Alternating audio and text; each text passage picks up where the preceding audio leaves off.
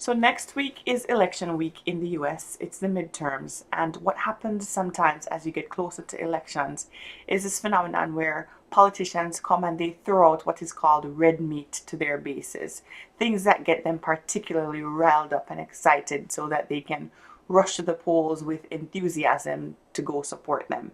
Now, this resurgence or emergence of this constitutional birthright issue might be related to that, but what I've learned as I've watched the political scene unfold over the past couple of years is that anything at all is possible. So stay tuned.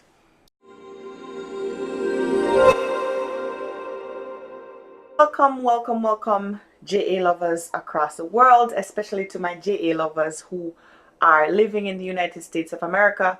Today's topic will be particularly relevant to you. So folks may be aware of the recent news around the statements that Trump made on Axiom, basically stating that he was planning on ending birthright citizenship by use of executive order. So for those who don't know, birthright citizenship is guaranteed through the 14th Amendment, and that came about after slavery, where basically slaves who were born on US soil were not considered to be citizens. And so the Constitution was rewritten such that those folks were guaranteed citizenship, and that has still since been extended to anyone really who was born in the US, regardless of whether or not their parents were legal or illegal at the time.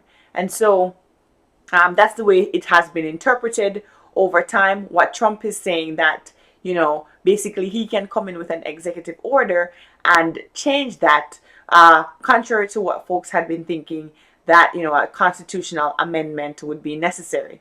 I also read that folks could potentially change that law by having Congress kind of clarify the Constitution, just to basically state that, we mean anybody born on this soil to people who were legal at the time. So the thing is, there's various debates going on around whether or not doing that by executive order would be constitutional, but given the current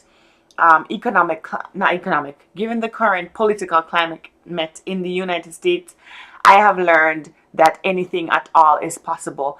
And so what I wanted to talk about today was the possible impact on the Jamaican diaspora. So Jamaica has the biggest population of black immigrants in the United States. Jamaica has around 800,000 or so immigrants living in the United States. It's a pretty big diaspora, so any changes like that would be impactful to us. Now, there's a ton of Jamaicans who are living here in the US legally. We're US citizens, but there's also the Jamaicans who kind of overstay their visas and their children are born here and their children would automatically be granted US citizenship. Those are the folks who would be impacted by a change such as this. And so even though people are thinking that these changes in the laws are intended to impact mainly Latin Americans and other folks like from Mexico and places like that, there's a broad base of immigrants who would be impacted by such a change. The thing of it is, the US is a country that has always been a country of immigrants, and what has been happening recently is that you have some folks who, after they come in through the doors, they like to lock the door behind them so nobody else can get in, which is unfortunate because America has always been the land of opportunity and a beacon of hope for people across the world. A lot of people who come here don't come here because they want to be criminals and because they want to be a drag on US society.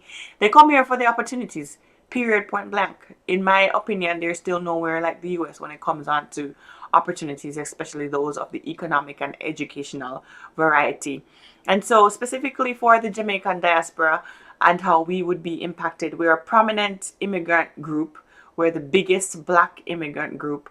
Our diaspora is huge. We are here to stay, and so we have to keep abreast of these laws and think about how these things impact us. And not because we're legal or we don't necessarily feel like we would be directly impacted. These are things that we should still care about because many of our fellow men and our countrymen would be impacted by things like this. And so I don't think there's cause for immediate alarm, but it's certainly something that we should be paying attention to, because it will be interesting to see where this goes from here. Like I said, anything is possible in this country at this moment, so people just have to stay on their toes. And like me always say, make sure you see a sort out something back in Jamaica, because trust, anything possible in this country. So thanks for watching this video. If there's any updates, I'll come back and share with you, but that's basically what I wanted to say today. Make sure you subscribe to the channel, and looking forward to seeing you return to the JA Lover community.